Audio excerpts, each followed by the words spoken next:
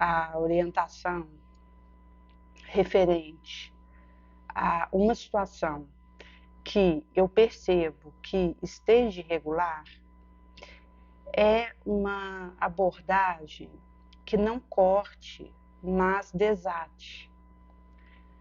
Se eu imprimo um movimento de fazer um corte, uma interrupção a queima-roupa da situação,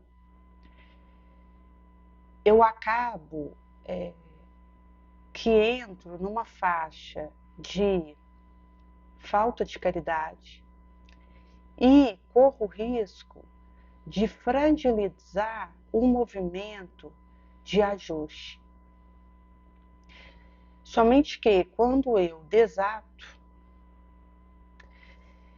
eu fico atenta para, naquele movimento, acolher a melhor forma de ajudar.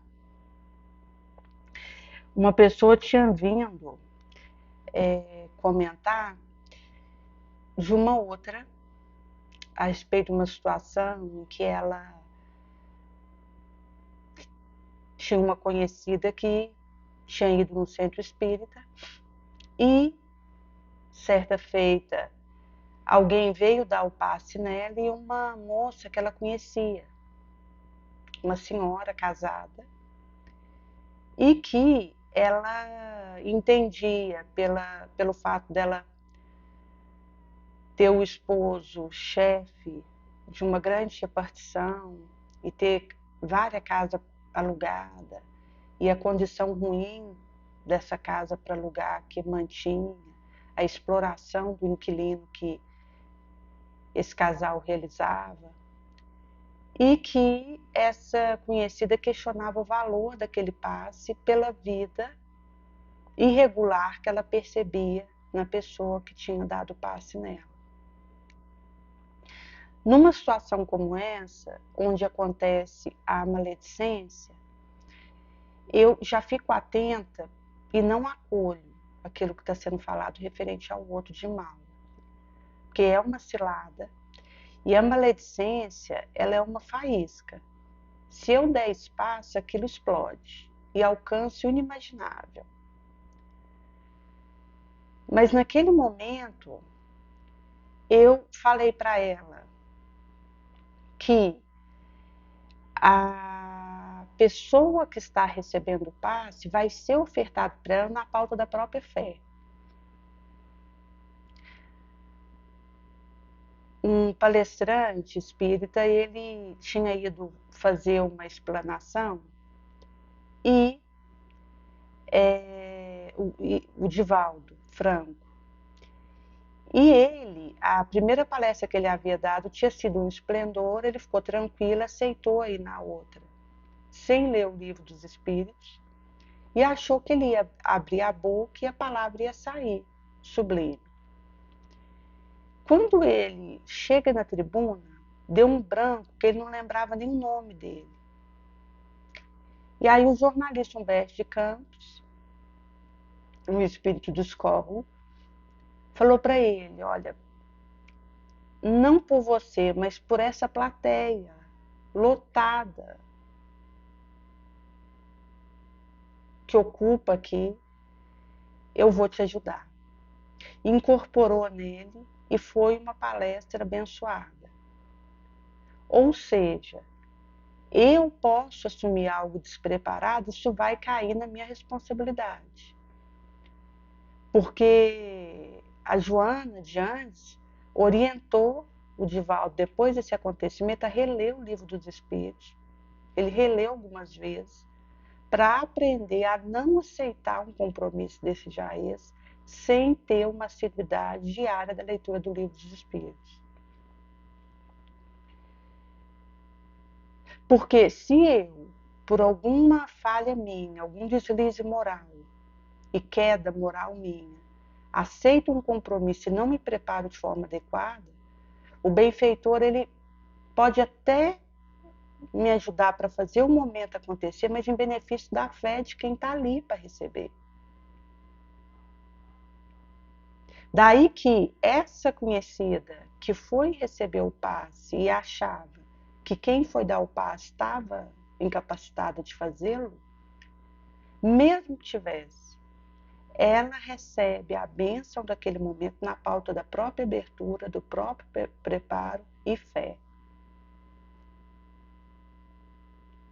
E a maledicência, ela é um risco, porque ela é a fofoca, é a malquerença, é o disse não diz, é o falar e entender Z, que é um risco porque isso cria uma atmosfera favorável à ação de obsessor, de malevosidade e de cilada, de trama infeliz, que desborotoa situação imprevista, perigosa e que leva à queda de muitos. Mas naquele momento em que essa pessoa falava da outra, em vez de cortar e falar, para de falar mal de outra pessoa, eu conduzi a conversa e falei para ela, olha, essa pessoa que foi dar o passe precisa da ajuda da que recebeu. Ela precisa ser instrumento para ela também. E a ação benfeitórica na pauta da fé daquele que recebe. Daí a responsabilidade de quando eu ouço e presencio alguma coisa de agir. Porque ao falar assim, ela percebeu que eu não conectei com a maledicência, que eu não afinei com aquilo. E ao mesmo tempo, ela viu que eu dei uma orientação feliz para a pessoa que foi ali dar o passe. Se ela estava irregular mesmo, é algo dela, da consciência dela, mas então, a que recebeu o passe, esteja aberta para ajudar a pessoa que ela vê que pode estar em situação irregular. O que, se ela não fizer, ela vai cair em omissão. Se a que recebeu não se coloca em atitude de ajudar o outro numa situação que ela vê que o outro está, de certa forma, num deslize. E isso acaba que é um debate em constante máscara de agonia. Haja visto que o outro, se ele está numa situação complicada, ele precisa da minha ajuda. Por isso, eu não vou escarrachar, esbravejar, que isso tira a minha conexão com a força suprema, soberana, feliz. Eu vou orientar a situação para que fique a vitória da luz ali. Porque, caso contrário, se eu me omito, corre por minha conta. Inclusive naquilo que eu assumo fazer, que eu me comprometo. Porque quando eu recebo uma tarefa para desincumbir, eu abri mão da minha necessidade para servir. Por isso que eu tenho que honrar aquilo com humildade, com fé, com serviço infatigável. Haja visto que foi confiada a mim uma cota que eu vou responder por aquilo. Daí que eu tenho que desincumbir daquela responsabilidade com primor. E atenta para o risco do deslize moral. Porque pode acontecer de eu não ter uma queda espetacular, que seria fácil de perceber e de corrigir, até no sentido daquilo ser algo que explode diante do meu olho.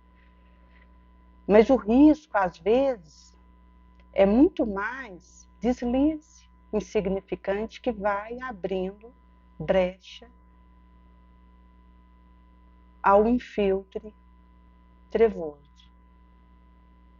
Então, um deslize aqui, uma quedinha ali, uma omissão lá, um abandono acolá. E aquilo vai criando uma nuvem moral sombria que abre brecha em mim, me mancha, me adoece no perispírito e inviabiliza um processo que está em curso. Isso tem a ver também quando eu ajo por interesse, porque o interesse ele é complicado porque diz de algo que é conveniente para mim. Então, se eu procuro um local para confabular com o espírito, para que ele atenda um desejo passional meu,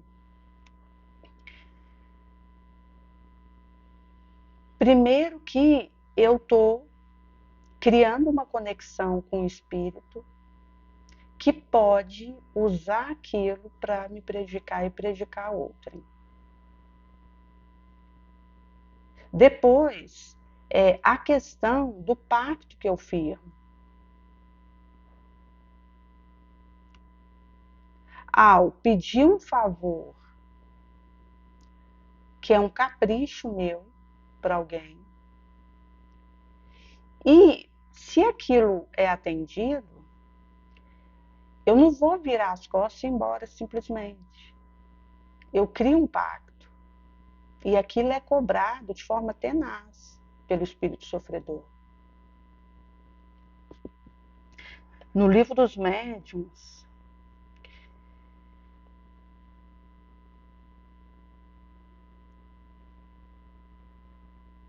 no tópico 278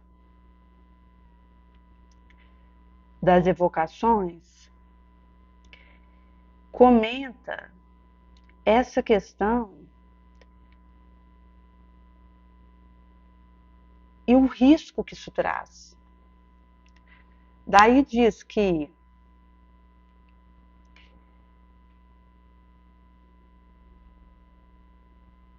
quando eu peço algo inconveniente, o espírito pode me dar o que eu pedi. Mas isso é uma ação temerária, onde eu me suponho mais poderosa que Deus. E isso constitui um pacto que eu firmo com esse espírito do mal, que se prende a mim e não larga fácil. Daí a cautela com a questão da ingerência rocambolesca, que viaja no interesse fácil, no capricho, no melindre, no sonho irreal,